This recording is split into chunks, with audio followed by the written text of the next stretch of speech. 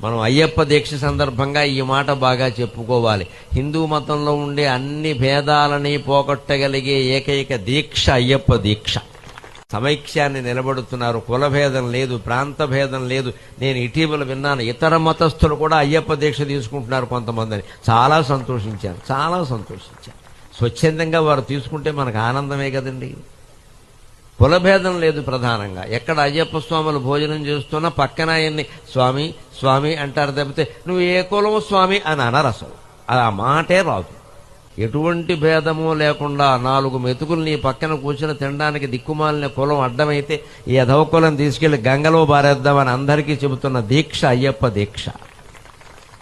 ఐశ్వర్యవంతుడు లేదు, పేదవాడు లేదు, కలెక్టర్ లేదు, కండక్టర్ లేదు, ఎటువంటి భేదము లేదు. హాయిగా అందరూ అలా కింద కూర్చుంటారు, భోజనం చేస్తారు. ఒక సమయం, ఒక పద్ధతి ప్రకారం ఉంటారు.